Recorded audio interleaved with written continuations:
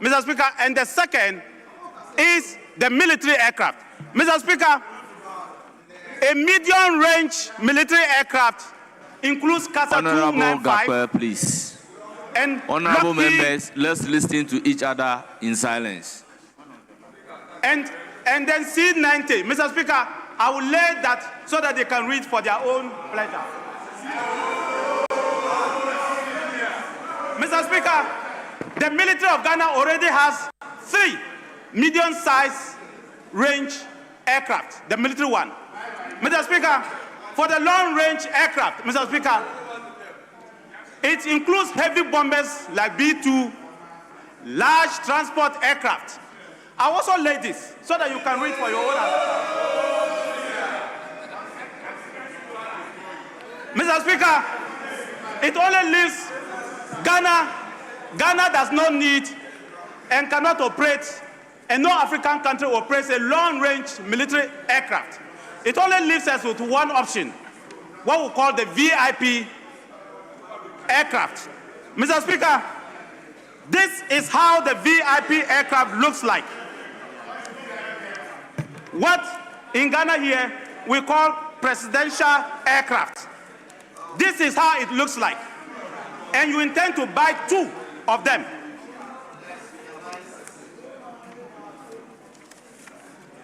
Mr. Speaker, this is how they look like.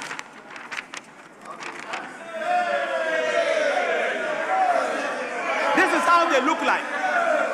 And Mr. Speaker, this is what they want to buy. And I'll put it for the pleasure of members.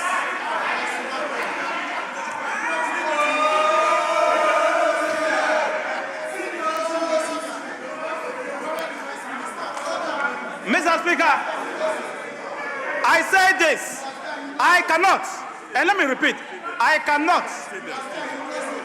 never be against the purchase and retool of the military. Never. After 8 years, I will never be against it. In fact, I was here to fight for the military to get aircraft. I will never and can never be against it. But you on the opposite side, you need to explain to the people of Ghana why for 5 years you fought against it. 9 months later, you are running to buy not 1, but 2. What is the... Mr. Speaker, you need to do that and possibly apologize to the people of Ghana. Mr. Speaker, let me be very frank. If you have 9 billion, if you check the budget this year, 2025, you check the commitment that they are putting in the budget for 2026 this year, that's next year, 2027 and 2028, the total budget is 9 billion Ghana cedi. This one. Mr. Speaker, that is what is being committed to retool the Ghana Air Force. Mr. Speaker, if you have 9 billion Ghana cedi in 3 years to spend on the Ghana Air Force, go first like we did and procure 1 fighter jet. Well, that's Dominic Nitu, former defense minister. He obviously has a lot of information about presidential aircraft or jets and retooling of the military. Of course, he's been with them for 8 years. Now, the member of parliament for Domongo and the minority spokesperson or ranking member on the Foreign Affairs Committee, the Honorable Abu Jinapo, also had cause to speak on the same matter of the presidential jet. Let's hear him. Is it a good way of spending our taxes? Is it a prudent step to take in the circumstances we find ourselves in our country, where nurses are agitating for recruitment, where farmers are having a raw and bad deal across the length and breadth of our country, in the farming enclaves of our country, where rice is rotting in warehouses, where maize is not being purchased, and everybody is feeling very tight in terms of circulation of money in our country? Is this supposed to be the priority of our government? Well, Abu Jinapo, they're asking the questions. Now, the government has defended its plan to procure the aircraft, the 6 aircraft, including which comprises 2 presidential jets, saying the cost will be less than what former President Akufo-Addo spent on renting what he termed luxury jets. Debating the 2026 budget, Deputy Finance Minister Thomas Nyakwampen assured that the government will be prudent in the purchase. Seen the former Minister for Defense on his feet, and he spoke about retooling of the military.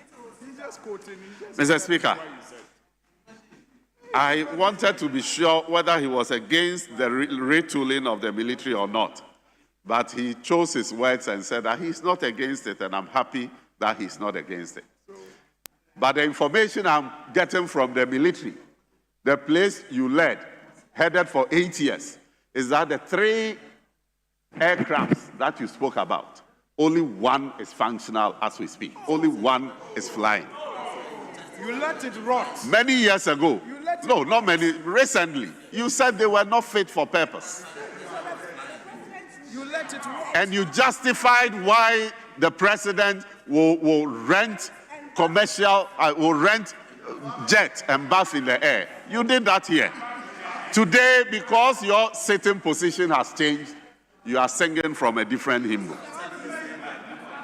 Mr. Speaker, the majority leader indicated that you get the details, the specs for all these equipment that we are buying for the military. We will interrogate them here. And I will tell you that the cost of 1 aircraft will be far less than the amount you spend for President Akufo-Addo to rent luxurious aircrafts and fly around this country. Mr. Speaker, you see, we in this government are trying very hard to fix the many mess that we inherited from our predecessors. All right, so you heard the Deputy Finance Minister Thomas Nyakwampen there providing some, answers to the questions raised. Now, I mean, for this morning we have a number of guests. First, Nana Akwesi-Iwa is a former managing director of the Precious Mineral Marketing Company, and of course, a member of the MPP. Professor Kwesi Ajekum, who is an air accident investigator. Richard Kumado is a security consultant. Justice Abdullah is a private legal practitioner. Nick Pakpo Samoado is a member of the NDC communications team, and of course is a private legal practitioner. And Franklin Kujo, president of Imani Africa. Gentlemen, you're welcome to the program. Thank you. Nana Kwesi, I need to disclose. And Nana used to be my neighbor until he got your time. Was it a green letter? It wasn't a green letter until he got what we now call a green letter to go ahead the Precious Mineral Marketing Company, which today has become the Gold Board. Good to see you after a long while. Indeed. Yes, you've been following the budget, you've been following the discussions on the push for new presidential jets, etc. What's your general view on acquiring or retooling the military in terms of acquiring jets for them and by extension for use by the president, what we call presidential jets? Very well. Thank you, Salom, for the opportunity. And in your introduction, you mentioned certain things, but I wish to add that I am also a private legal practitioner. Of course, you're a private legal exactly, practitioner. Apologies. He's a private legal practitioner. Since I left public service, I've gone back to private practice as a lawyer. I wish to take the opportunity to say a very good morning to all the viewers and all the listeners who have tuned in, particularly to this show to listen to us discuss these 2 issues. The first being the issue about the push by the government to acquire these aircraft by way of retooling the military. So I think that in its purest form, it is good. The thinking, the rationale behind it is good. If you look at the situation we find ourselves in Ghana, especially the fact that within the sub-region, all the things, the security things that are happening, our neighbors, our cousins in Nigeria, today you hear about the rise of militant groups, terrorists attacking people up north in Nigeria, kidnapping children and all of that. And these are volatile security situations that could spill over to the country. So as far as retooling the military is concerned, yes, it is good.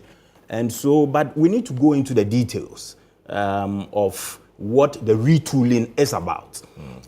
If you look at the budget, the 2026 budget that the Honorable Finance Minister presented to Parliament, particularly paragraph 1091, you would find that the Honorable Finance Minister communicates to Parliament that government intends to acquire these aircraft, and in total there are 6.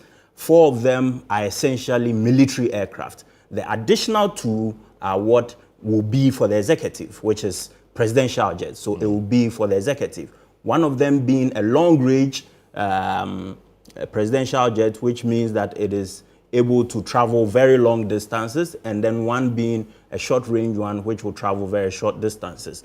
And so I would presume that the long range will be doing distances, for instance, between Accra and New York, and China, all of that. And then for the short range or medium range, you are looking at Accra, Dakar, or Accra, Lagos, and all of that. Now, question is, the number one question that is on the minds of all Ghanaians is that not long ago, the previous government under the NPP came into Parliament and then informed Parliament that this was the state of the presidential jets and this was the state of the military aircraft, and requested for approval to be able to purchase them. The NDC, which is now in government, vehemently opposed the acquisition of these aircraft, including a new presidential aircraft or jet. The NPP at the time proposed the purchase of 1 presidential jet to replace the old one. 1. How is it then that today, 9 months or so into government, we have this new government proposing the purchase of 2 presidential, not 1, 2. Now, when you put all of these together, it is coming at a whopping cost of 13.1 billion cedis. 13.1 billion Ghana cedis. You see, Salom, before I came, I had opportunity to do an analysis of the resource allocations as far as the budget was concerned, the 2026 budget. And if you look at the various agencies and ministries and what the allocations are, of all of them, for instance, Parliament of Ghana, the allocation is 1.6 billion, Ministry of Foreign Affairs, 1.6 billion, Ministry of Finance, 4.6 billion. You go on and on and on. Ministry of Fisheries and Aquaculture, 428 million. You have Ministry of Trade, Agribusiness and Industry, 844 million. Ministry of Tourism, Culture and Creative Arts, 255 million. And on and on and on. When you go through, you would find that apart from the Ministry of Education and the Ministry of Health, which is allocated 39.2 billion and 22.8 billion respectively, this allocation for the purchase of the aircraft, which is at 13.1 billion, is highest amongst all of them. The 13.1 billion, yes, covers what? The 6? The 6 aircrafts. Okay, to be spread over what period? Over 4 years, because according to them, when the procurement process is concluded in 2026, the delivery will happen in 4 years. So what does it mean? That we make all the payments in one budget year, or there's a plan to spread this 13.1 billion over the 4-year period? There is a plan to spread it. So when we're doing the analysis, don't know, hold on, we don't know the fine terms of the agreement yet, so because the procurement process has not even been initiated. The agreement process, we haven't reached there. But the point is this. The point is this. The fact that government has been able to allocate 13.1 billion, tells you that they have a fair idea of what the prices of those aircrafts are. And so it means that they have made provision to spend that amount of money. But Salom, you ask yourself, recently we saw teachers who went on demonstration. We have also seen nurses who have gone on demonstration. We've seen doctors or those within the health services who are clamoring for better conditions of service. And we want to spend this amount of money for the executive only, particularly the office of the president. It begs the question, where lies our priorities? Or where lies the priorities of this government? And so I would say that you ask the question, what has changed over the period? Or what has actually even happened to the presidential jet, the current one, which the Deputy Defense Minister has come to inform Parliament that it is almost done with repairs and that it will be back to the country soon. Why can't we continue to use that presidential jet? What has changed? Why do we have to spend that amount of money, 13.1 billion, in order to acquire these jets? So the late Omane Boama, in speaking at the Government Accountability Series in Accra on Monday, July 21, and I'm reading from citynewsroom.com, titled, the heading is Presidential Jet Heavily Corroded, Still Grounded in France. Omane Boama reviews. He made a point that it is, and I'm quoting him, it is sad to note that for some time now, whenever the presidential jet goes for either maintenance or overhaul, the date that it is scheduled for it to return to Ghana keeps changing. They have extended it by 2 months before, and later 2.5. In this case, as we speak, the aircraft is still not in. We are hoping that the date that has been given will see the Falcon in Ghana. And they said the truth is that the presidential jet is heavily corroded. However, that does not in any way justify hiring or renting luxurious aircraft persistently for presidential use. So I think that the point he is making, or he was making then, is that the jet almost is not fit for purpose. So for example, you send a jet for repairs or for maintenance, they tell you to take 2 months.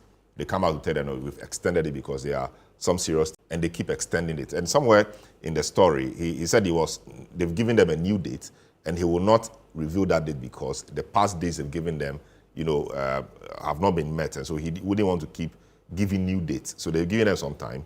Let's hope that the jet will come in in good time. Then the question is, why don't we deal with this matter decisively once and for all? I recall even right from the time of, Rawlings, Kufuor, and all of that, we've had issues with acquisition of presidential jets. If it is a necessary thing, why don't we acquire a new one, a good one, once and for all, and leave this back and forth? And this, I understand, will come in 4 years' time. Mahama may not be president at the time. Indeed, he will not be president in 4 years' time. Somebody else may use it. It could be MPP, it could be NDC. So why can't we agree as a people that the discussions in the past have not been useful? In Kufuor's time, it happened. I'm not sure Kufuor really got to use it. I think it was Atamils that used it. And now a similar thing is happening. A different president or a different regime may use it. Why don't we have a national conversation to coalesce around this matter, that we need it, and so we go for it? Salom, I put it to you very respectfully that if we were to have a national conversation, we were to, as it were, conduct a poll today and find out from the Ghanaian people whether spending 13.1 billion to acquire these jets is a prudent use of our financial resources, they would vote, or as it were, communicate clearly that no, it is not a prudent use of our financial resource. So I'll give you a classic example. I'll give you an example of my own time at PMMC. When we were at PMMC and I was managing director, the vehicles at PMMC that we were using for our operations were worn out completely. We were spending so much money to repair these vehicles. So much money. Auditors came and then found that, no, the amount of money we are using to repair these vehicles is so much. Why don't you consider buying new vehicles? But at the time, we found ourselves in a situation that, was it prudent? We needed to ask ourselves as management, was it prudent to spend money to buy new vehicles at that particular point in time? Because we were struggling as a company at the time. And we took a decision that no, although those vehicles were going to go to senior management, including myself, we decided that no way, we're not going to spend or commit those resources to acquire new vehicles. Rather, there were critical issues which has to do with staff emoluments, remunerations, things to make sure that there were good working conditions for the staff in order to make the company productive. And by the time I left office, we had been able to turn around the company to a point that they could now be able to buy more than enough of those vehicles. So just opposing that analogy to this one, I say that 13.1 billion to acquire aircraft is better spent, or would be better spent, on engaging these nurses who are always constantly hitting the streets. These teachers who are always constantly hitting the streets. These doctors who are always clamoring for better conditions of service. We should spend that money in those areas instead of acquiring presidential jets for the comfort of the person who holds that office. But the point is, I just need this clarity, and I've been looking for it. The 13.1 billion, is it going to be paid in one budget cycle? You and I don't know that for now. Yes, but I'm saying the reason, but however, allocation has been made. You and I don't know whether it will be paid, but as far as we are concerned, that money has been allocated. What it means is that 13.1 billion is for the 6 aircraft. Or yes, it's for the 6. It's for the 6. So why are we just focusing the 13.1 billion on the 2 presidential jets? That is not. It forms part of the whole thing. No, but I'm not sure. It forms part of the whole package. I'm not sure you have a problem with retooling the military. No. So what you have problem with is the 2 presidential jets. Precisely the case. So if you don't have a problem with the 4, why don't you subtract the 4 from the 6 so you will deal with the cost of the 2? Well, government has a responsibility to let us know the details of that. Yeah, but I'm saying that they have not disclosed the details yet. I'm calling honorable. Maybe you'll be honorable soon. Now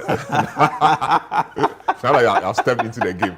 I mean, don't we have to come to this discussion with candor and honesty? If 13.1 billion is to be spent on 6 items, why do we make the whole discussion as if the 13.1 billion is just for the 2? And we focus the narrative on the 2, but there are 6. That is not my doing. That is government's own doing. No, but you have a responsibility to the public as well. Hold on. That is not my doing. The first responsibility lies on government to be candid with the Ghanaian people. That out of the 6 aircraft, this is how much this one is costing, this is how much this one is costing, and this is how much these 2 presidential jets are costing. Yes. Until then, when the conversation is being had, it is within the context of 13.1 billion to acquire these aircraft. Yeah, but I'm saying that this is just a budget. It's a broad framework. The details will come soon. And as it is in Parliament, the various ministries will come with their allocations, etc. And that is where the details will be seen. So are we not jumping the gun? Yes, but we see the broad because figures. Government has come to tell you that I am going to spend 13.1 billion. And mind you, based on the budget, there's an appropriations bill that government presents to Parliament. Yes. And Parliament will then go ahead to approve. So if government has already made budgetary allocation in the amount of 13.1 billion, I see that ordinarily the appropriations bill that will go in order to seek parliamentary approval for this expenditure will be 13.1 billion. And that is why the conversation needs to be had around that figure. No, I have no problem with the conversation being held around that figure. But the context is important, and you know that. The context is for 6, not 2. You say you don't have a problem with the 4. So why don't we reduce, or why don't we focus the discussion on the 2 and question how much of the 13 billion is to be allocated to the 2, which you have problems with? Government had a duty. The Honorable Minister for Finance had a duty when presenting the budget to identify each aircraft and its price. In the budget? In the budget. The broad framework? Yes. But normally, is that how it's done? As we speak, that has not been indicated. Which is why the conversation we are having and the whole of this country is having has to do with that 13.1 billion. Now, in fact, even if we were to single out the two, question is it a prudent, or let's even say, for purposes of argument or this discussion, that out of the 13.1, 7.5 or 7 million, or as it were, 6 billion, 6 billion. So let's split it into two. 6 billion is going for the military retooling aircraft, and then another 6 is going for the two presidential jets. Let's ask ourselves that. Now, with these two presidential jets, given this figure, is it still a prudent use of Ghana's resources? Why do we need two presidential jets? For all these years, there's been one presidential jet. What has happened that all of a sudden we need two presidential jets? When there are nurses at home, when there are laboratory technicians at home who haven't been employed, when there are doctors who are clamoring for better salaries, when there are teachers who are clamoring for better conditions of service, what is happening? What is happening? So well, let me just pause there for a while. I'll come back to you on the other things you have raised. Richard Kumado is a security consultant. He understands a few of these matters, and he's joined us. Richard, good morning. Welcome to the program. You've been, as a security person, you've been following the discussion. When you follow the discussion on presidential jet, and this is not the first time it's coming up, it came up from Rawlings's time to Kufuor's time. We famously heard of the flying coffin and all of that into recent times.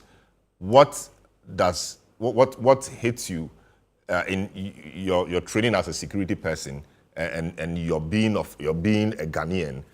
I mean, how do you put the two together? We always have a problem with acquiring presidential jets, and sometimes we cite the same reasons. What's your thinking around this? I think it's the usual unproductiveness of our politics. It is the usualness of the policies that do not speak truth. It is the usualness of our policies that divide the country and set the country on the wrong path, that we are always against one another. But for me, if you take away politics, which is unproductive sometimes, and you look at the discussions around what has happened to us recently, as a nation, considering where we find ourselves within the West Africa zone, that some countries within the West Africa zone are even spending more than us when it comes to the defense budget or when it comes to equipping the national security infrastructure. I don't think we are getting it right. And that is where my fear is. I don't know for how long we are going to be dragging ourselves to the left, to the right, where the narration is always diluted and nobody wants to speak the truth.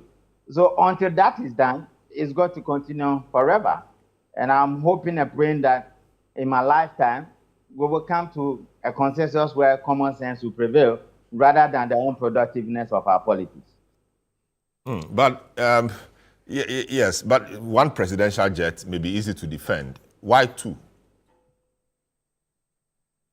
Yes, so you leave that one for the politicians. No, I mean, I'm taking your view as a security person. I mean, why should we need two? When you look at the work of the Ghana Air Force, until 6 of our people died in this country, not many people know that the Ghana Air Force has been under-resourced.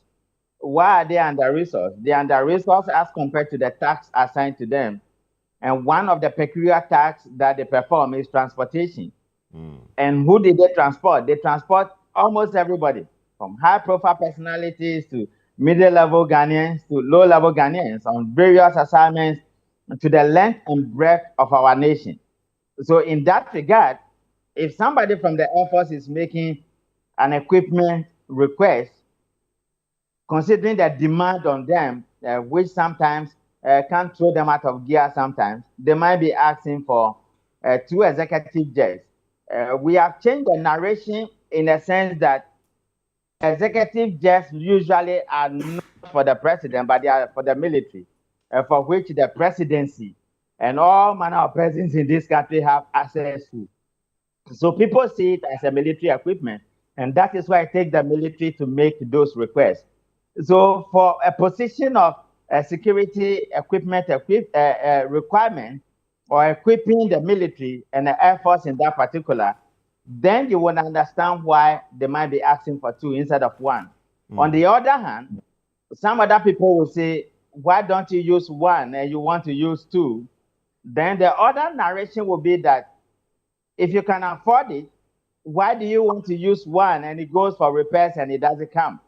I remember recently the deputy defense minister was in parliament and he was talking about corrosion, corrosive, corrosion, corrosion, corrosion. And you don't want to put your VIP and VVIPs on in times of emergencies on a private man's aircraft when the statutory aircraft has been on repairs and you don't know when it's coming. So to have a backup, somebody might say 2, but the all other decisions that went into requesting for 2 executive jets for the military will be determined by the actual details in the budget or the appropriation bill, which people will have to debate in parliament. And when they approve, then you will go for 2. But if we narrate it in the manner we are doing, and we are not saying that the military lacks the appropriate equipment or they would love to have more, even in the case of the Z9 and what the discussions and the findings, then we go back into politics and we are not making an argument that supports the preparedness we will want our military to have within the West Africa region. I see. Nana, I come back to you. I'm looking at the budget. I'm looking at the expenditure allocation on page 196. And I'm not seeing the figures we are looking, unless I'm not checking the right places. So when you look at Ministry of Defense, okay, the total budget for that ministry, which includes all the services, is 13.694 billion, okay? And there is feeding, we have other things. And when you look at retooling of the Air Force, I see 3.3 billion, okay, unless I'm not seeing the right things. I see 3.3 billion. So where from all of these big figures we are bandying about, unless it's somewhere else I'm not seeing.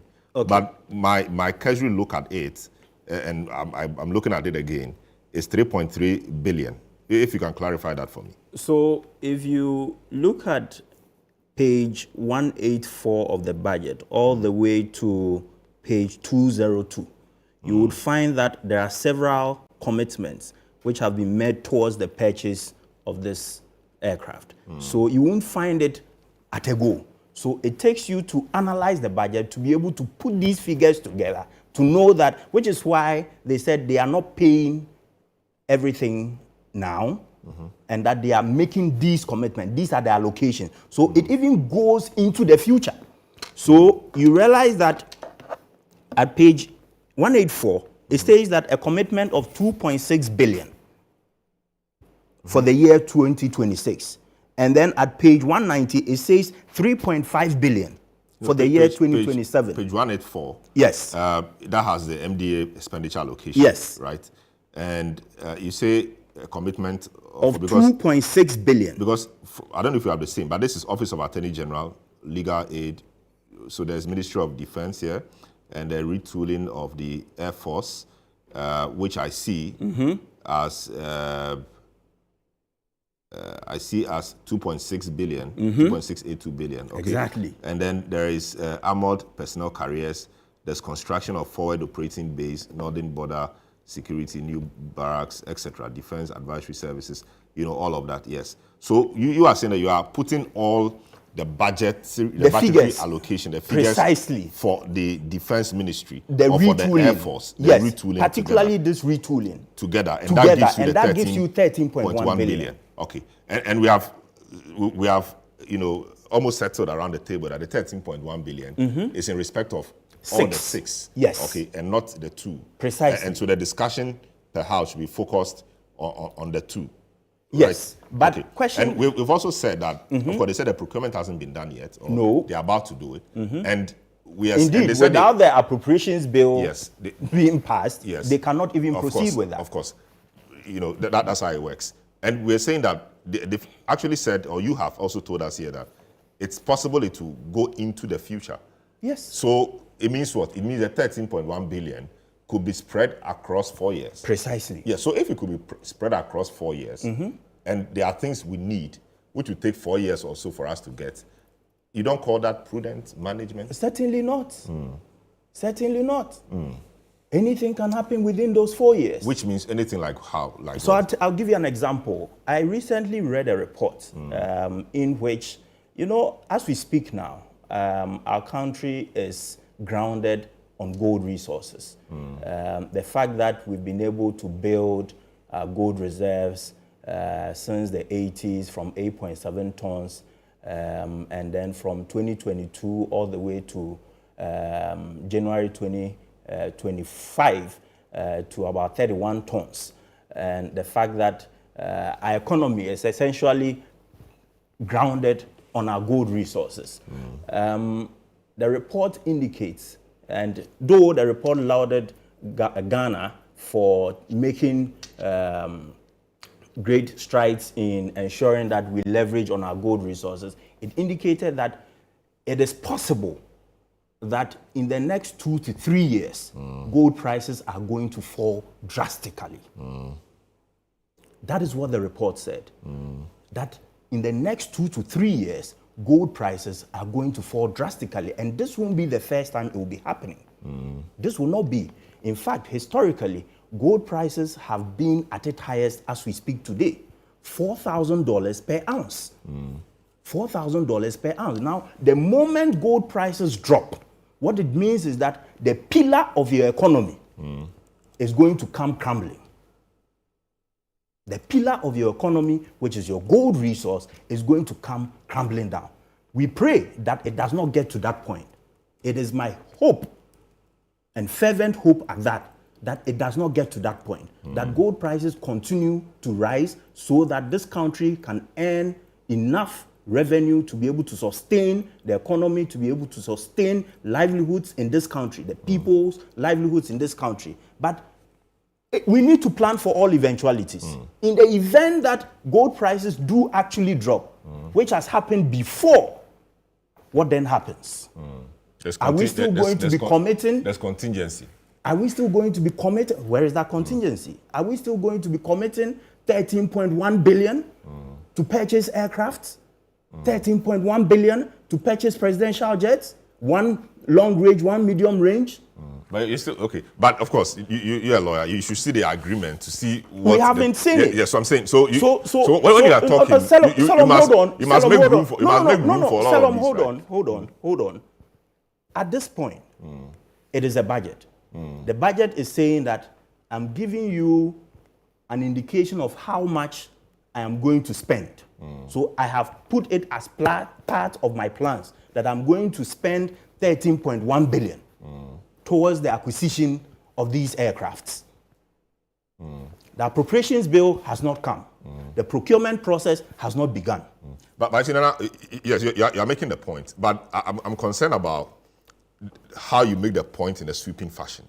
For example, in budgetary allocations, we make allocation for roads. There are roads, Fufusu, Sola, and Kohu, which were covered by every budget until recently. The allocations were made, it went through appropriation, but the monies were not expended. And so the projects were not done. All right. So the fact that it is in the budget, is being provided for, does not necessarily mean that this is indeed how much we're going to spend. It's just a budget, like you said. So to base everything on it, to even say, what if something happens in the future?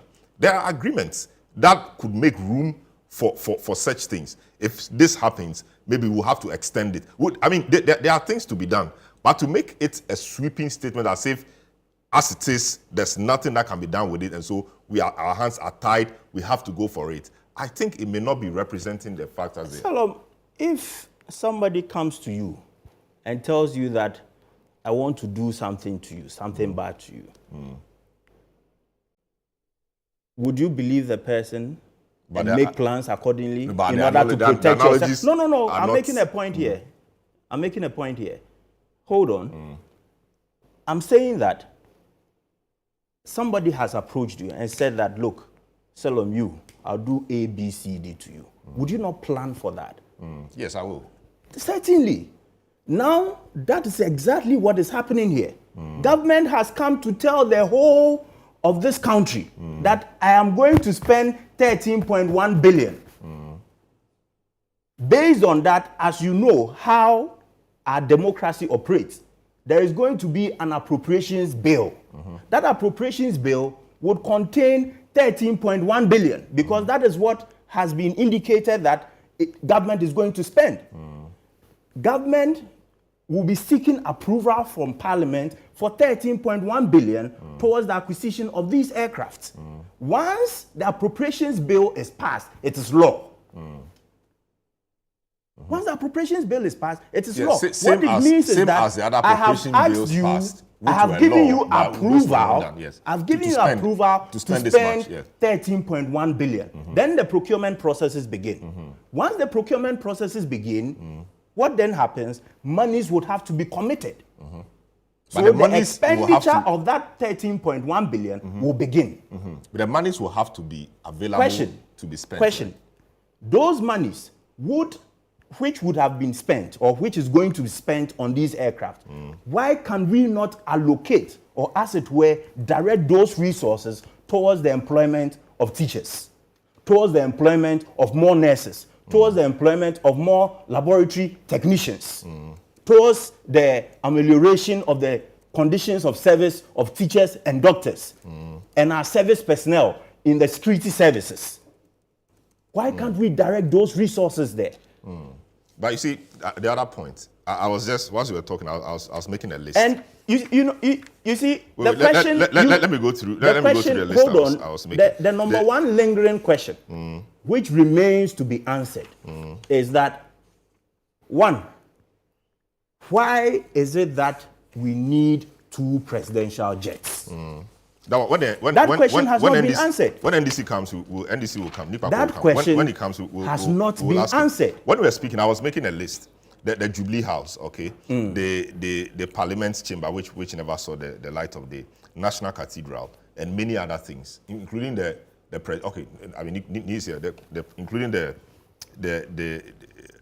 all of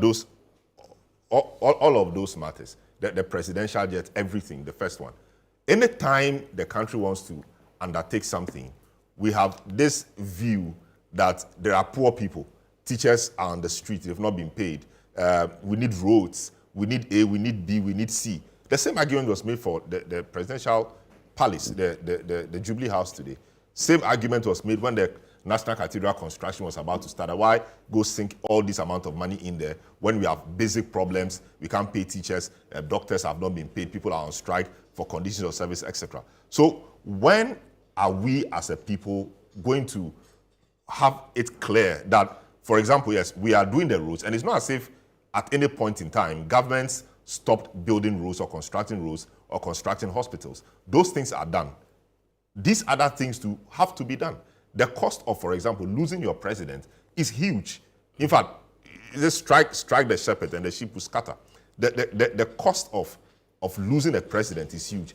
And recently, we lost 8 people because of a certain helicopter that crashed.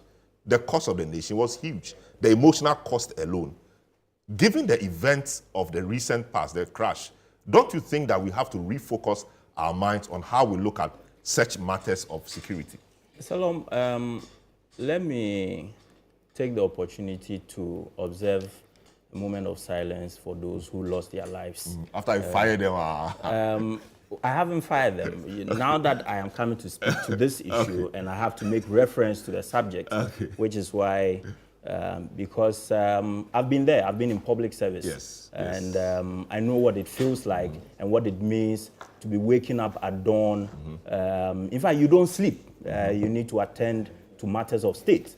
And so to lose your life under those circumstances is very disheartening. And so my heart goes out to their families and my deepest condolences to them. But with the greatest of respect and with all sensitivity to the issue, as far as the aircraft that particular heli that crashed was concerned. The report, the investigative report, I do not recall hearing anything as far as the media stories that I've heard about the report is concerned, that one of the causes of that crash was because the aircraft in question was not fit for purpose. As far as I've heard, they said that the weather. So there was a downdraft, some technical terms which were used, which simply meant that the weather wasn't good. But it did not say that the aircraft was not fit for purpose. But they also said that the helicopter could have had some navigational tools. So if that's retooling. If, for example, we made allocations in the past for the acquisition of these navigational tools, there were technical terms they used for them. Or maybe if we bought better equipment, which were already fitted. In that case, in 2021, in that case, in 2021, when the former defense minister went to Parliament to talk about these aircraft and the need to retool them, I believe that our friends in government today ought to have listened. Yeah, but now we've had an event. I'm coming. Okay, and that event ought to have listened. Ought to refocus the country. Let me land. From pedestrian arguments. Salom, let me land. To real issues. I do not think that the arguments in Parliament were pedestrian. No, I mean, now we see the argument that perhaps it was important that we did that in the past. We did not do it because of political talk. But I have mentioned. And now it has come to bite us, and 8 of our illustrious sons died in the line of duty because the aircraft did not have some basic navigational tools which could have helped. Salom, I think that I have stated here that I am not against the acquisition of aircraft for the military. I'm not against that. The issue has to do with these presidential jets. 2 of them. Now, you ask yourself, the current presidential jet that is gone for repairs, and the deputy defense minister has told Parliament that these jets are, this presidential jet is coming back after repairs.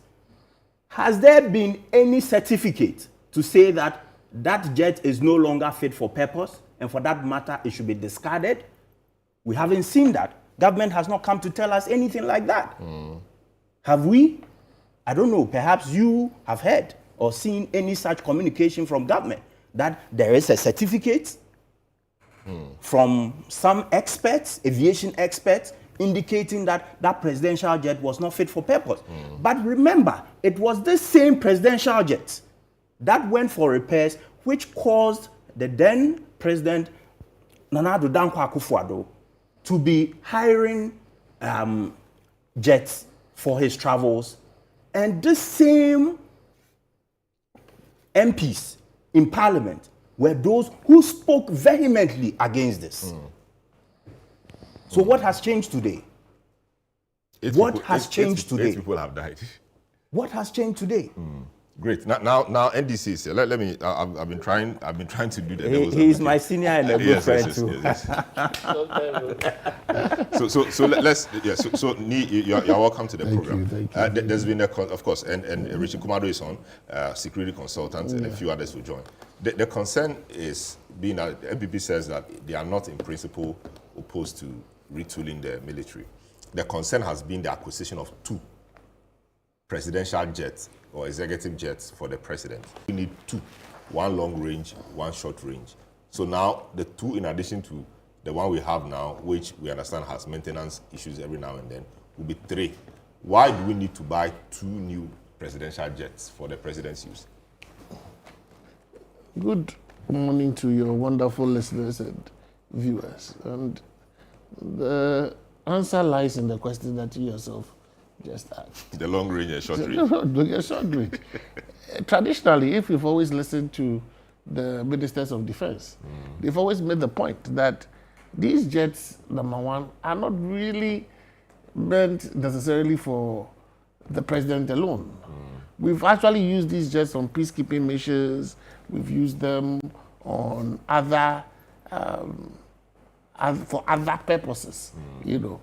And at the heart of it is, number one, at any given time, as a country, do we believe that we need an airworthy aircraft for the use of the executive and other arms of government?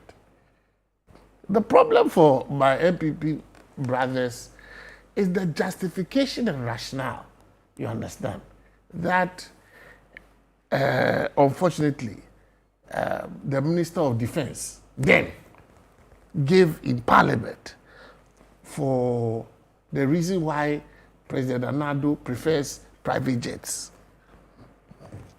The answer was that what caused an uproar, that the president needs to take a shower in the air and refreshen up. But that was, you see, the tape. He didn't say take a shower. He said to freshen up.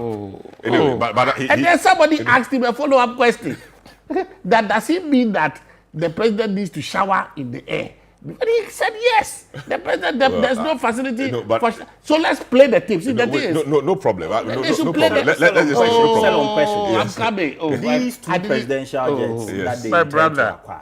Do they have a showering? Thank you. I don't know. But my brother. See, no, go ahead. Would it provide room for freshening up in the air? No, I don't know. The problem, I keep saying that, the problem, the MPP had a problem. The problem was the inability of the party to rein in the excesses of President Anado. That was the problem of the excesses being what? Exactly. Being private jets? That this is a president that had, look, every president has his excesses. It is the ability of the party to rein in those excesses. And every president, naturally, you see, the executive is a powerful position. So if you don't have a party system that can check those excesses, you have especially when you have a president with exotic taste, like former President Rawlings. Everybody knows he's a very simple man. He actually lived in the castle with very little or no frills. When President Nana and President Kufuor went to the castle the first time, he couldn't believe that a president could live in such an environment. And he commented, Jacob Benjamin, when he went, he said that the castle was not a place fit for any president to live in. And so President Kufuor, at the time, he was determined to put up a presidential palace. Our brothers in the MPP have exotic taste. And I think they should admit it, that they have a taste for the flamboyant. So he put up a presidential palace, but never lived in it. And he also did he put it up for himself? Oh, I'm coming. You have a taste. You have a taste for the flamboyant. So whilst you see an NDC president who ordinarily wouldn't mind living in a very simple, however you would call it, they become the beneficiaries of the exotic taste of the MPP. Whenever the MPP comes into power, they have a taste for the extraordinary. They never use the palace. No, they rarely use this. I'm giving credit. I'm being factual. Yeah, so they have exotic taste. I could have been diabolical. Yeah, they have exotic taste, but exotic taste doesn't benefit them. It benefits the NDC. No. See, I'm saying that we as a socialist party have a very... We've developed and groomed presidents... Socialists with taste. With very moderate... So you look at President... Rawlings, you look at President Mills, you look at President Mahama, all of them are very down-to-earth people. You rarely see them in suits. President Mahama would not mind going by commercial flight most of the time, going, even if it's a long haul. Our people know. Our brothers in the MPP know. They love the exotic. When the NDC wants to retool, we don't retool the armed forces with a taste for our personal benefits. That's always been the difference. The first point is that it is the armed forces that put in the request. Because these aircrafts belong to the what? To the armed forces, the air wing of the armed forces. You understand? They put in the request that, look, they need these categories of aircraft for specific reasons. And these are not things that you buy like toffee or confetti overnight. You need to plan for it. So in retooling for these arms of government, you retool them periodically. And so you plan it and face it out. you need, and that is why for a long time we had General Achapo giving us the Fokker, which we used for a long time, and then so at period times, sometimes a span of 10 years or 50 years, you need to retool the what do you call it, the Ghana Armed Forces, and the aircraft belong to the Ghana Armed Forces. It doesn't belong to the president as a person. You understand? So when you have a national debate about it, and I'm happy they realize that this is not for the personal benefit of President John Mahama, because the personal benefit of John Mahama is somebody who goes by commercial aircraft, and so he doesn't have a problem. Unlike them who have presidents who always want the exotic, they want to be able to shower in the air. President Mahama does not need to shower. For any long flights, he prefers to go commercial. That is the standard that we set. We have a moderate government that is even how many ministers as compared to 123 ministers of theirs. So you can't compare the two. More appointees. You can't compare the two. That's the first point. This proposal is to retool the Ghana Air Force. Yes. You understand? Over a period of maybe 5 to 6 years. So 4 years. 4 years. So you are bringing in various aircraft. The current aircraft has not been certified for use by the president yet, by the Ghana Air Force. And we can't take the risk. Even God make their souls rest in peace. Our gallant 8 that we lost in the helicopter. Look at the trauma that it has caused all of us. But the point is, it was not down to the. I'm coming, but the trauma. aircraft. No, I'm coming. We have the trauma that it has caused. That the report says that if there's certain other technology had been on board, perhaps certain things would have been made known to the pilots and others. So it tells you that if the loss of these 8 could cause us a trauma, how much more the loss of a president? Just as you asked. So it is not a matter that you gloss over and make it look like. We need for you to be able to move your president. And I think that perhaps we don't seem to sometimes understand the significance of. You remember how the country came to a standstill when President Mills, God rest his soul, lost his life, even by natural causes. Our country came to a standstill. So when it comes to presidential travel, taking out the issue of luxury, which is their price concern, as for the MPP, the first issue is about the luxury. The aircraft must be fitted with a shower, among others. For us in the NDC, it is about ensuring that the president. So this will not be fitted with. Have you heard the difference? You don't have to say it. No, but have you heard it? No, but the point is, you compare the two. President. So one will say that, one will not say it. No, but they will enjoy the same. No. There's a difference. One is able to which go. Presidential jet does not have that facility? Please, the one that you currently have does not have a shower. Which presidential The jet current today? one you Which have, modern no, presidential please. jet today? No, but the one we have. The one that does not have a I shower. don't have that. But that is why President But Nando couldn't I use do not it. believe that The new one will these not have two it. presidential But jets you that don't you have propose but to the acquire. documents are in the before the thing is this. It is not the preference, is it? And I always want the facts to be there. That you have never had an NDC president wishing to be in a jet that has a shower. But no MPP president ever said that. Oh. No, it was a defense minister who said But that. the defense minister was speaking for the president. on behalf of the president. Please. Sorry, answer the He question. said that We could the buy normal one. thing We could buy one. We could Why buy two? one. So why 2? We could No, buy you see, one. as you said, one is long haul, one is short haul. It makes a lot, and I keep saying that these jets primarily belong to the Air Force.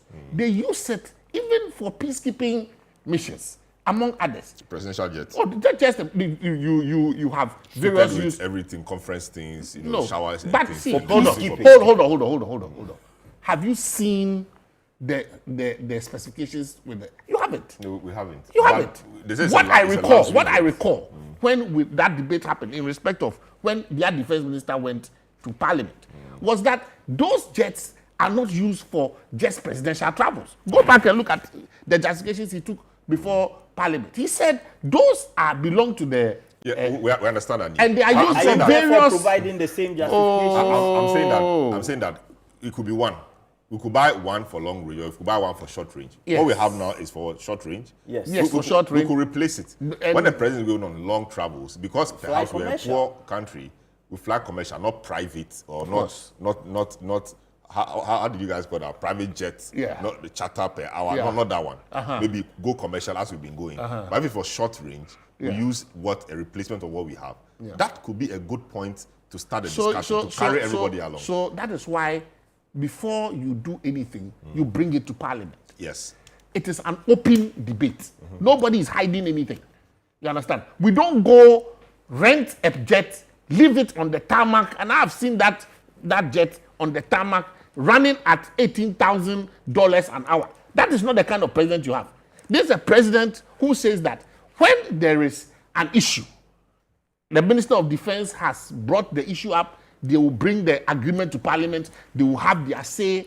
If at the end of the day, the Parliament decides that it is worthy of purchase, they will go ahead and do it. So I want the representatives of the people to have the opportunity to debate the agreement, debate the cost input, debate the value for money. Let the armed forces bring the justification. The Air Force Command will come before the Parliamentary Committee on Defense. They will give justification. They have members on that committee. If they are dissatisfied, as usual, they will hold their press conference, they will bring out the documents, and they will tell the country why we don't need. And then you have your way. Oh, it's not about us having our way. No. It's not about. And then you have your way. No. It's not about us having our way. Minority will have their say, but you have your way. It is about a prudent government who don't hide things from the people.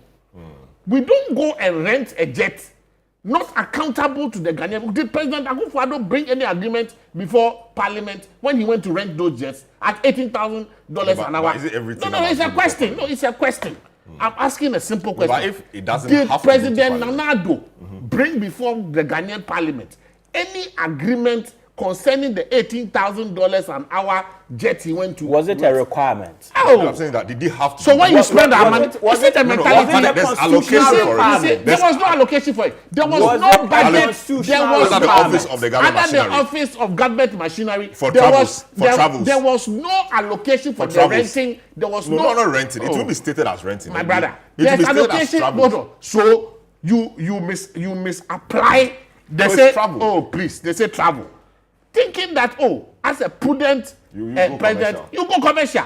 Then you use that as a base. So President Mahama cannot say that because you have allocated travel for him, he will go and hire a jet, put it at the tarmac, and use it as he likes. That should tell you the difference in governance. President Mahama is not like them. That's why I keep telling you that their problem is that they think everybody thinks like them. So because there is they hear jets, their mind is there will be shower inside, there will be this. No, that is not the thinking of President Mahama. And clearly, he will make sure that the agreement is brought before Parliament. Everybody will see, Fidi Dagochi, what is inside this deal, how much is going to cost Ghanaians, the cost-benefit analysis, value for money. The military will come and justify it and tell you why it makes more sense for you to purchase these two over time. You understand? Two instead of one. Let us wait for them to go to Parliament. I would have thought. 1 minute. This is a big issue on 97.3 City FM. We are on ChannelOne television and also on YouTube and the rest of our socials. The show is live and interactive. You can join us via our WhatsApp line 020-444-7033. That has been displayed on your screen, or 0549-986996. Chris Akume, senior lawyer, says, Solomon, you put the presidential jet issue right when you asked if it was necessary to purchase it now. If necessary, the cost will not be much of an issue. I will only propose one jet purchase instead of two. We can go for the second one later. Also to be considered is whether it is prudent to purchase or continue to rent luxury jets as Akufo-Addo did. My other issue is whether the people of Ghana were consulted when the previous MPP government was renting expensive, luxurious jets. There have been unemployment issues all this while before this country has been visited with massive corruption, which benefited individuals and not the unemployed. That is from Chris Akume. SK Dread says, Richard Kumado has spoken really well with his initial submission. You're asking him cogent and logical questions, asking reference to Nanewa. Okay, and yes, and it says that all MPP's arguments are to criticize the other side, champion their own party's agenda, and quest to look back into power, to loot the state. All right, yes, so you wanted to make a quick one, Nana, and I want to go to Richard, so make that quick intervention. I go to Richard, yeah. My brother indicated that the military, as it were, the Ghana Air Force, will be coming to provide justification. Barcelona, we all understand the budgetary process. Before things appear in the budget, we all know what happens. The various agencies are consulted. They are supposed to have brought the justification for those 2 presidential jets. So if it is now that they are coming to provide that justification, then it begs, it makes... But is that not how it's always done? No, so what I mean before, is before the minister, before they will do that. The minister but of defense, and mind you, the current minister of finance is doubling as defense, the minister of defense, and so before the minister of finance, minister of defense would accept these 2 propositions, because he's making it himself with the point he made that these requisitions came from the military. Now, before he would accept and put these into the budget for presentation to Parliament, he should have been convinced of the reasons provided by the military. Correct. Now, if he's been convinced of the reasons, why is it that he's not telling us? Why have we not been told by government why we need 2 instead of 1? You have ranking numbers. Hold on. Why have we not been told that the current presidential jet, today, there is a certificate or whatsoever to say that it is not fit for purpose? Have you seen anything like that? No. In the budget presentation, there was no statement made to the effect that the current presidential jet is not fit for purpose. Indeed, the Deputy Defense Minister came to Parliament and rather said that the jet is gone for repairs, they are done, and it will be back to Ghana in good time. So what has changed? What is the rationale for purchasing 2? So let me ask you. So are you against the 2 entirely, so we go back and use the old one, which has been going for maintenance? Or you think instead of 2, we should purchase 1 for now? Until we see a certificate saying that the current one is not fit for purpose. And that process should be bipartisan with parliamentary involvement to say that this aircraft that we are repairing and has returned is not fit for purpose. I do not see the reason or the rationale for purchasing 2 presidential jets. So 2, so it could be 1. It could be 1. It could be 1. It could so the be problem 1. is with the 2. But even for the 1, it is contingent upon a certificate by an expert with the involvement of a bipartisan committee from Parliament to agree and accept that indeed. But why should there be a bipartisan committee from Parliament agreeing that it is not fit for purpose? There is a parliamentary when the experts committee. So if I say that bipartisan, I'm only referring to the parliamentary select committee on defense. That's good. But we know how our politics and Parliament work in this country. If an expert, for example, the guys who maintain it, issue a certificate to say, okay, this is not fit for purpose, what's the business of Parliament agreeing or disagreeing? The experts have made their view.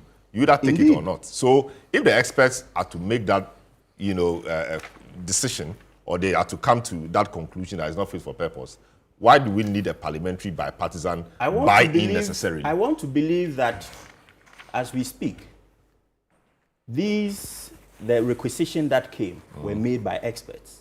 Is that not so? And yet we are here having this debate. The requisition that came was made by experts within the military that we need these aircraft. And yet we are here having that debate. The point I'm making is that whatever certificate comes from the expert is not final. Okay. We should not take it as it is, on its face value.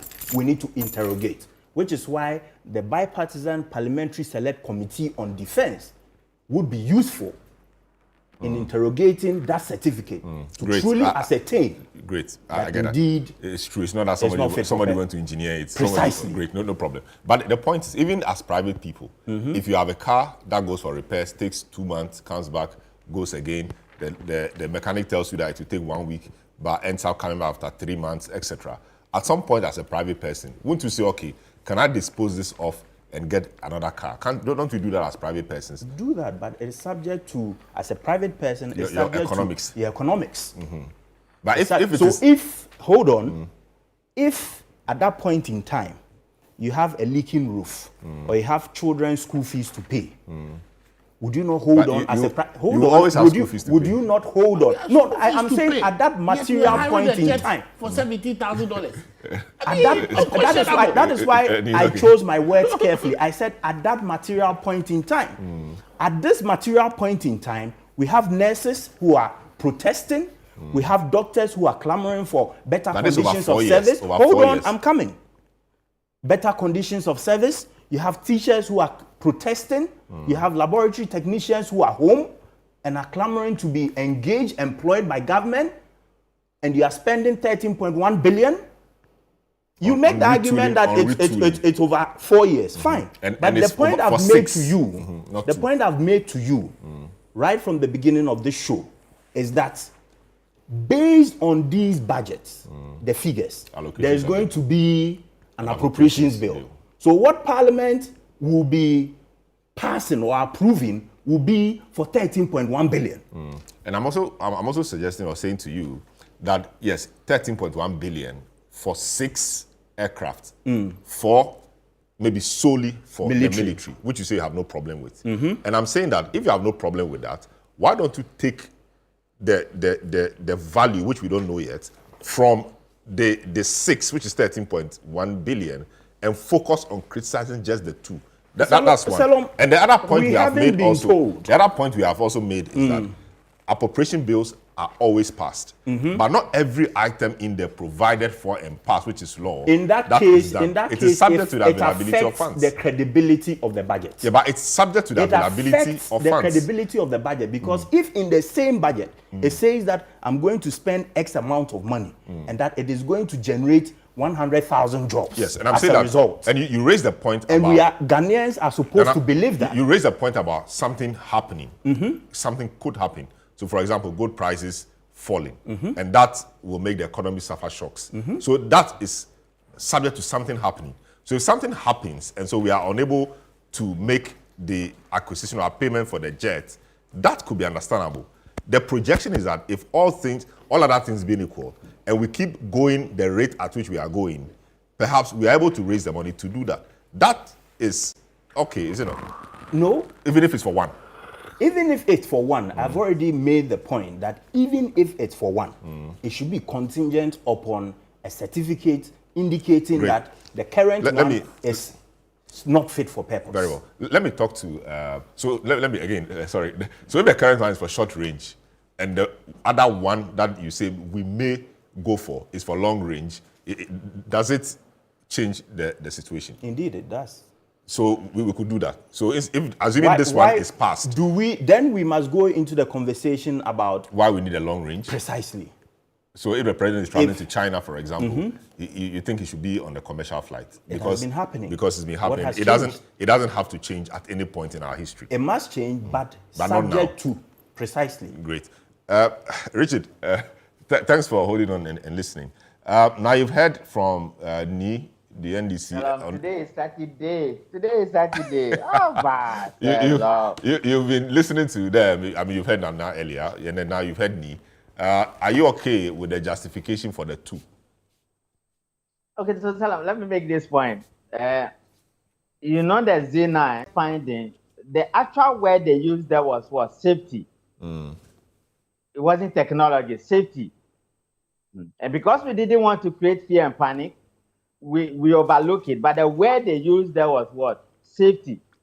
Then in the report, they also said that the Z9 was actually grounded. And they gave it airliftment for 90 days, which was supposed to end on the 18th of August. Then, unfortunately, on the 6th of August, we had an unfortunate incident. If we're going to go this way, by dragging ourselves in the manner we are going on a Saturday morning, you're not going to read through the military. And the third point I also want to make is that because we put in the word executive, it doesn't mean that if we should purchase all the 6 aircraft, the president will only be using the 2. Because the Z9, which had the unfortunate crash, was not the presidential jet. It was an aircraft for the military, the Ghana Armed Forces and the Ghana Air Force. So the other 4 that will come with the executive jet will be used by Ghanaians as usual, because the Air Force provides transportation services, emergency services, among many other things. We talk about peacekeeping and many other things they do.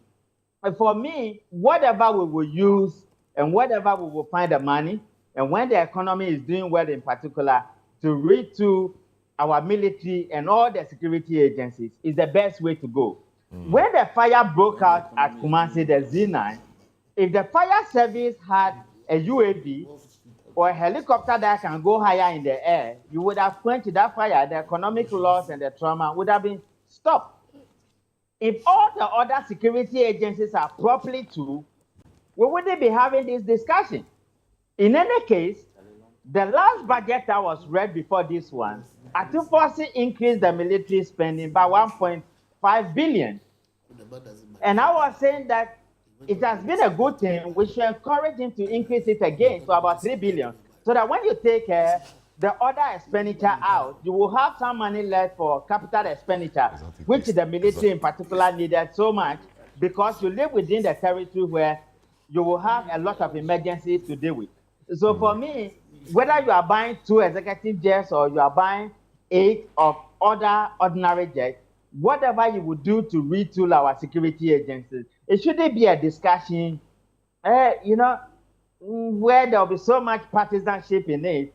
No, that is what you have done for all these years, and you have not retooled the security agencies. If this discussion were to be happening in Burkina Faso, nobody will go on Saturday morning and be dragging the issues as it is. Once it serves the national interest, and it is in the interest of the state, which includes everybody, you look for the money and you go for it. So for we as security people who put our lives on the line almost every day for this country, which we have done for the past 2 to 3 decades, it looks a little bit uncomfortable to hear some of the things we are hearing in the media space across the length and breadth of this country.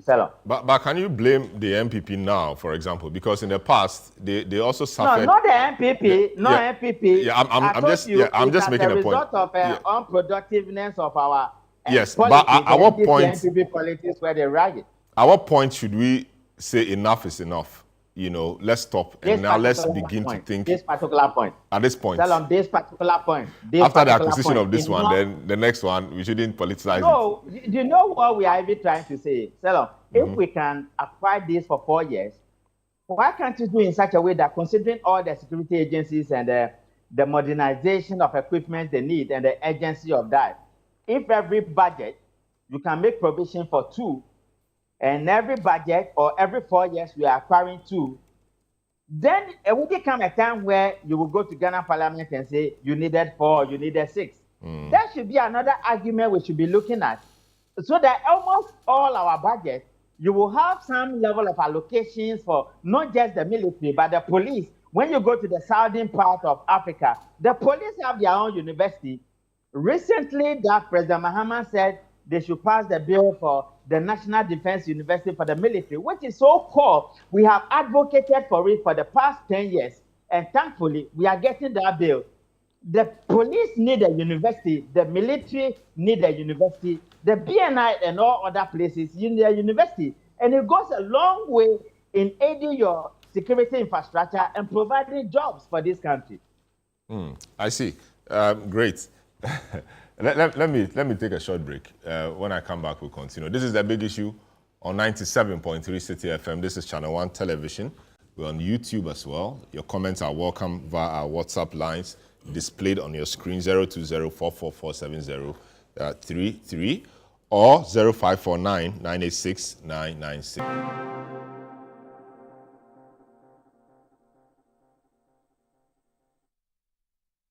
You're welcome back.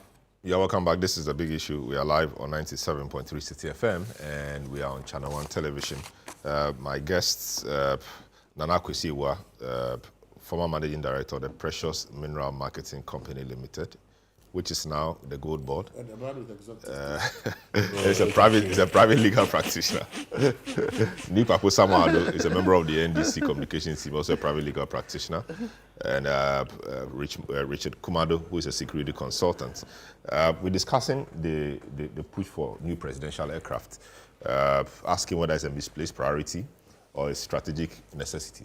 Of course, Nanewa thinks that it's a misplaced priority because we have teachers and nurses to pay, and new things that it is strategic necessity.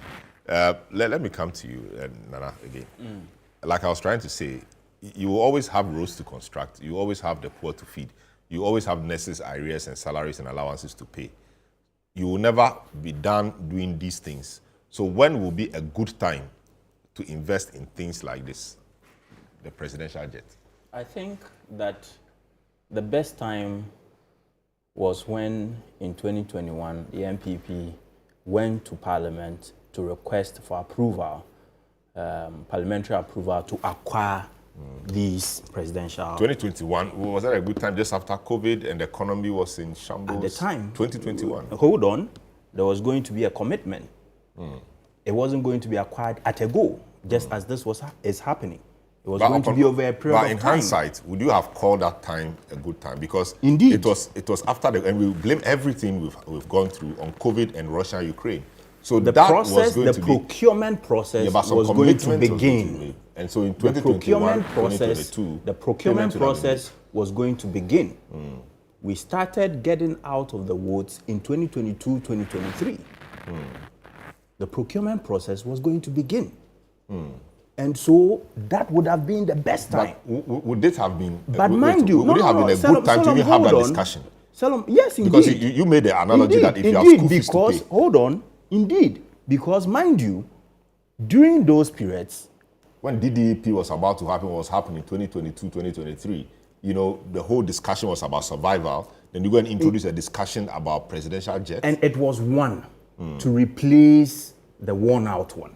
But our friends in the NDC indicated that the jet was in pristine condition and that there was absolutely no need to acquire a new jet at this time.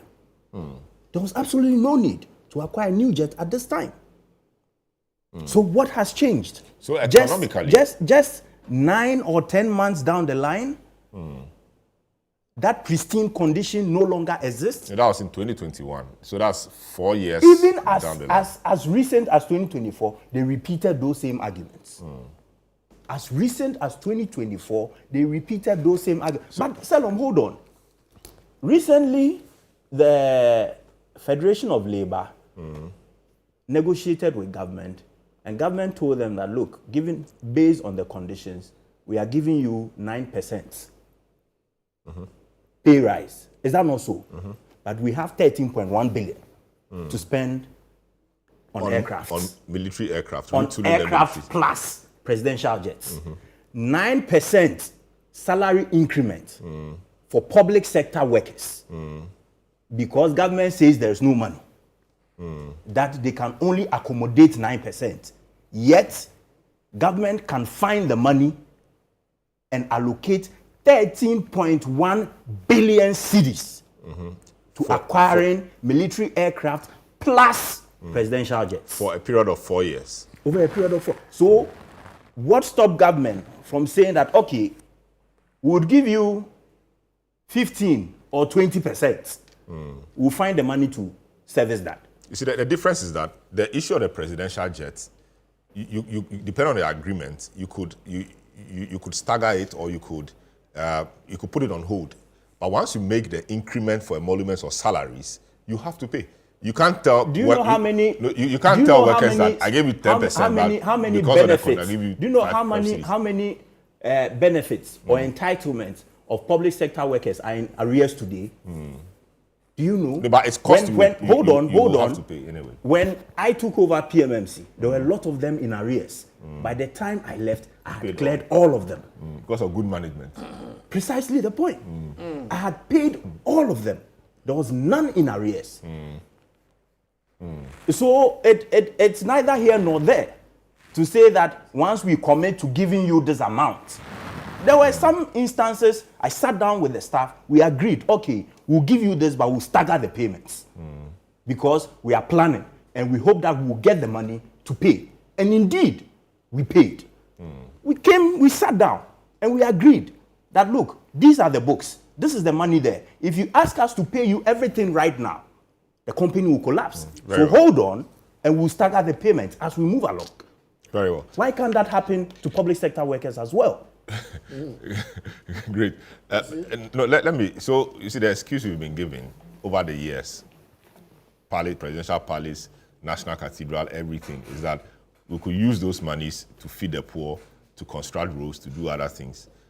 You know, it's interesting, they are repeating the same arguments you perhaps have taught them. No moral justification. No, but that's what you said. So Has. you have no moral you justification today to come and be buying something you opposed in the past. This is a government that has not dug a hole of $98 million.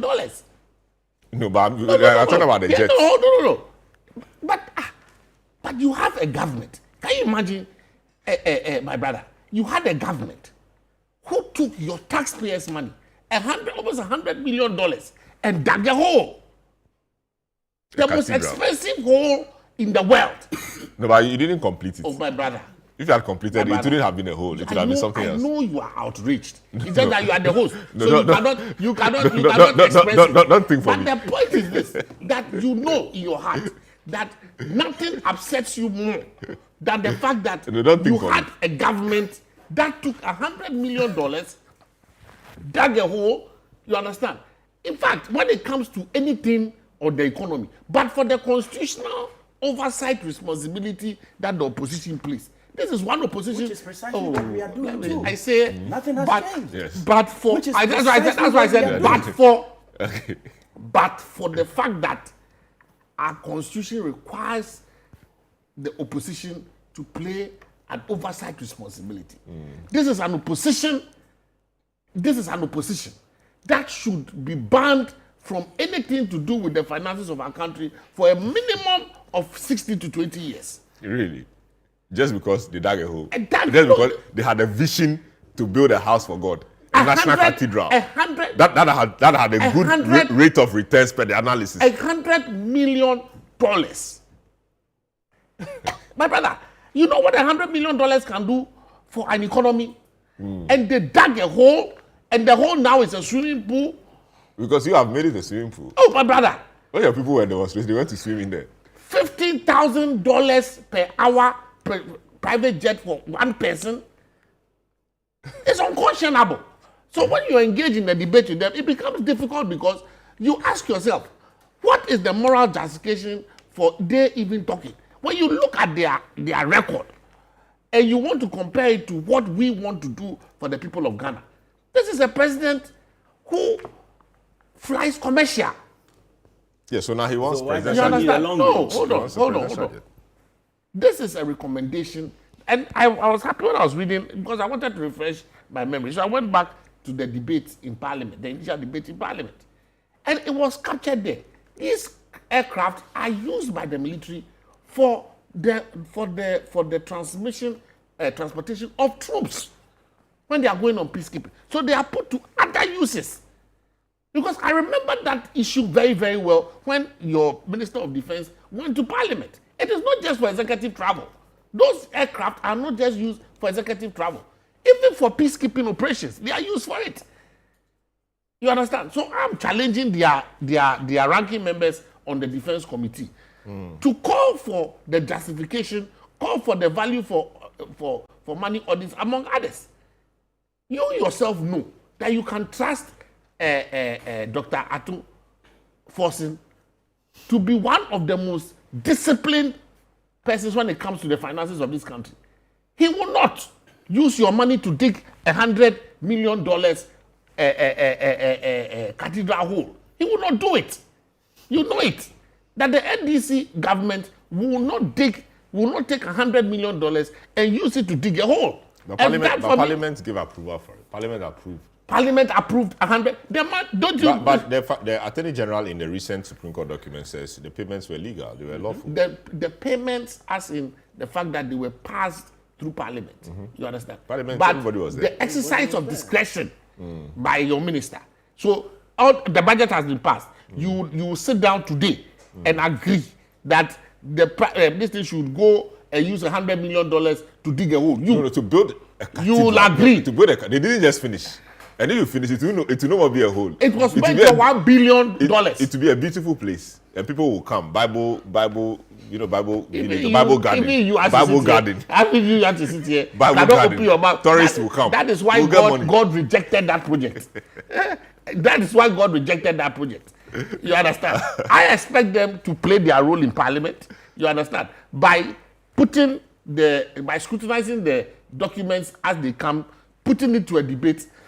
But clearly, I mean, if we compare the record of the two parties, you yourself know that as you sit here today, the CD in your pocket is stronger than when it was last year. You know who are the better managers of the economy. In a nice pocket too. And yet prices are skyrocketing. I mean, cardboard. You yourself, you know. And yet prices you yourself, are you know skyrocketing. that you are in a better Ghana. We see you it. feel it. You know it. That you are in a we better see it Ghana. on paper. Oh. The exchange you receive on paper. My brother. Why so? I don't know. My brother. It's the Ghanaian, is it not? The Ghanaian who wants to profiteer. I don't know what's happening. Ghanaian who we wants see to it on paper, and we are not feeling it in our pockets. Yes. I see. Let me take the concluding thoughts of Richard Kumado on this. Okay, so Richard Kumado is gone off. He will join us again for the discussion on the OSP. Yes. Let me take the opportunity since Richard is not available. When my brother was making his earlier submission, he referenced that the NPP and its presidents are known for luxury and all of that. Who? Ni? Yes, that is Ni. Forgetting that this current presidential jet was purchased by President Kufuor, and it does not have that freshening up facility in there. But you said this and is does not qualify at the time you didn't and does not qualify as a luxury presidential jet. No, I said President Kufuor's luxury. You see, there are differences. You see? The taste you mentioned. Oh, yes. You said it. I'm saying you said it. I said and I'm saying that this presidential jet was purchased by President Kufuor. Hold on. I said President Kufuor's luxury taste was for a presidential party. I didn't talk about that. He bought a jet. Yes, and I'm saying that. I said that for them, every president has something that is nuanced in taste. You understand? When it comes to the luxury. So President Kufuor had his for the presidential jet. President Nanado, the presidential palace. President Nanado loves to travel with luxury jets. You understand? And that is clear. Let's make $50,000 to $80,000 an hour jets. But has that been confirmed? I think that. But Ablakwa was the one who put out all the. They never disputed that. Those records. I think that we need to be fair in the conversation. And as far as fairness is concerned, the president at the time was compelled to use facility. Indeed. When there are commercial flights to the center of Europe, all we have daily flights for British Airways.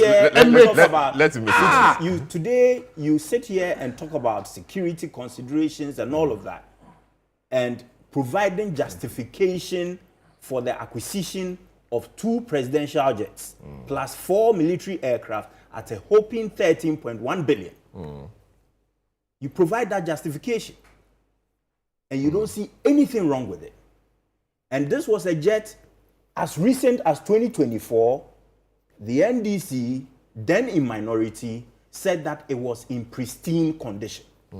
Now, if this jet is in pristine condition, why then? What is the necessity for purchasing new ones? And not 1, but 2. 2 of them. And you go and sit down with Federation of Labor and tell them that I can only give you a pay rise of 9%. I see. We'll take another break. When we come back, we'll look at the matters of the OSP, the corruption fight, and the matters arising. This is the big issue. We'll be right back.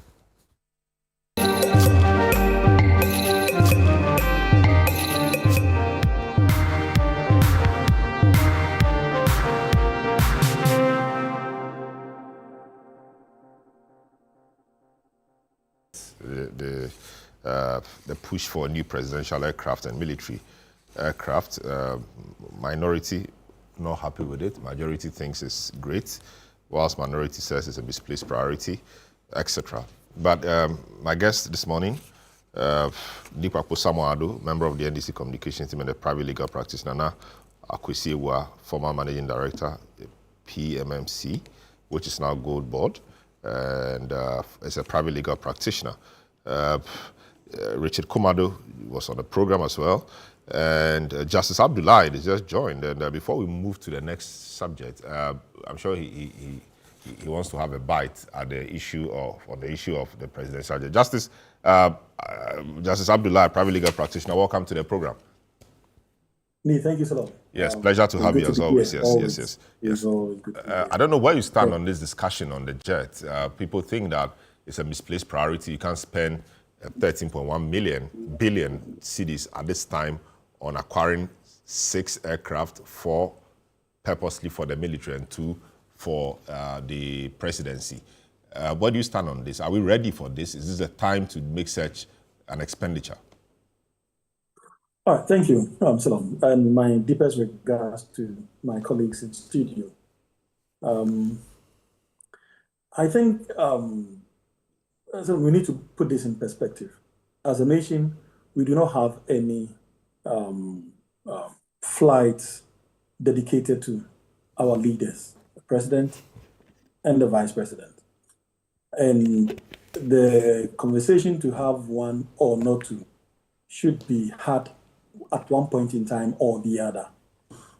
For those who think, and I don't think anyone would deny the fact that we do need it, particularly considering the cost incurred during the Akufo-Addo administration, when consistently every time he had to travel out of the country, we had to go by either a chartered flight or some other means of getting to his destination. Whether one would like to describe it as luxurious or a humbling experience, I think is crucial, maybe in determining the cost implications and other things. But is it worth continuously going by a chartered flight or even a commercial flight when our president have to travel out of the country? I think this should be the basis for having this discussion, and not whether the timing is right or wrong, because there would never be a right time, particularly for us as a developing country. We may have to take this decision one way or the other at a point in time. And if taking that decision now is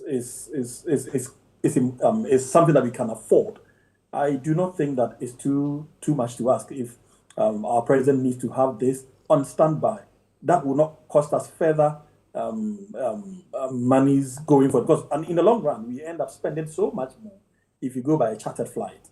And then the inconvenience and in fact, the inconvenience part of it also comes up. The risk of going for this chartered flight also comes up, because anybody who wants to target the president could easily target the president. As against having your own and doing your own monitoring and ensuring that at every point in time it is fit for purpose.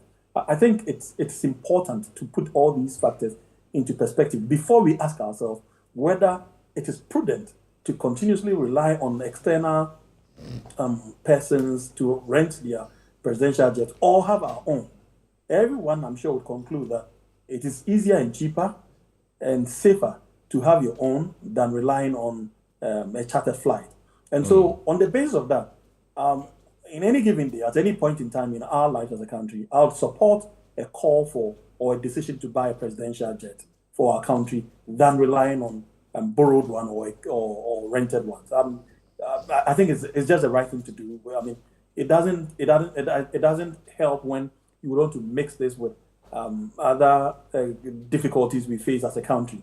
those difficulties, they are genuine, they are germane, they ought to be attended to.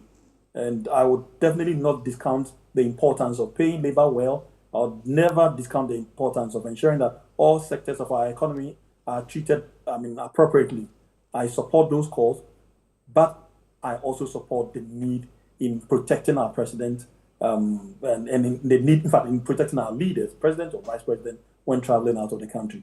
And I think it's a balancing thing, and we need to accept that reality, that we have to do this and move on as a nation. Whether it's 4 we are buying or 100 we are buying, I still support that idea, because you can't have a military that is also not tooled enough to undertake its activities. We may be luckier that we are a country that is not constantly engaged in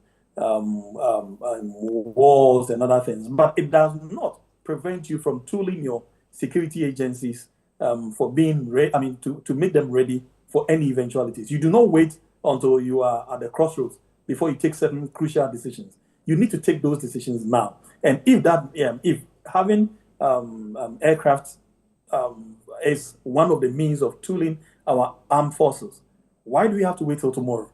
Is there any appropriate time to do that? There is never the right time for these things. The only time that I may probably agree to a right time will be where the economy is not sustainable to afford these kinds of things that are crucial for our survival. They are indeed crucial for our survival, for our protection, particularly if it's going to the army.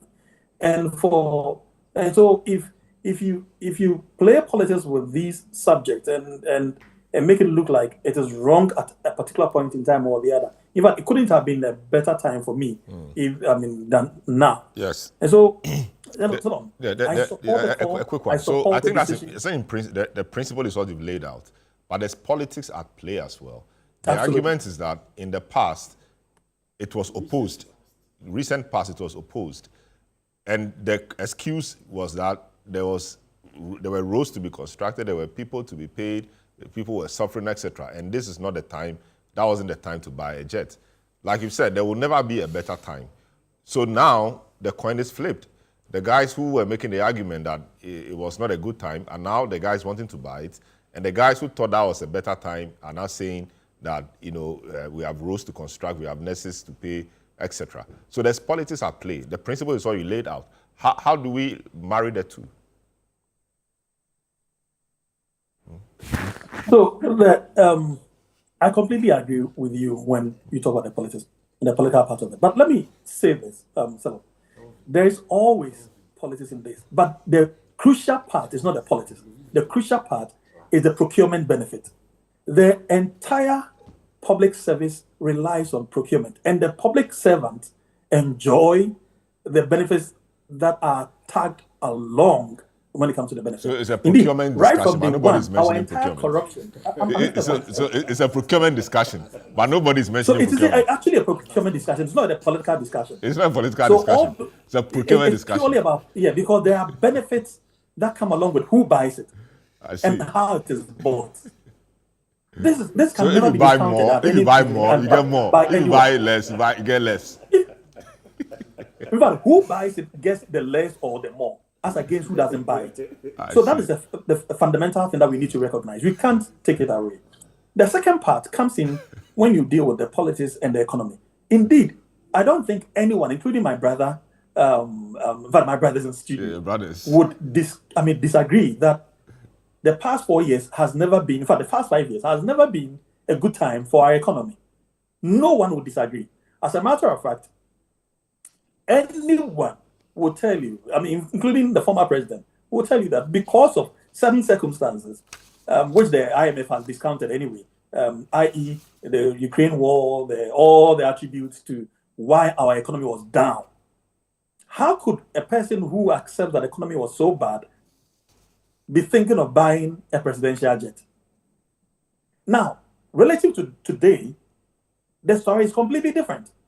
Even a blind man knows that the economy is relatively better than what we had past 4 or 5 years. And so, if we have a relatively better economy, stable economy today, and you are thinking of buying it today, whether you want to play politics with it or play economics with it, I do not think that it really matters, because we all admit that we are in a far better situation economically today than we used to be even 2 years ago, 3 years ago, and 4 years ago. And so if you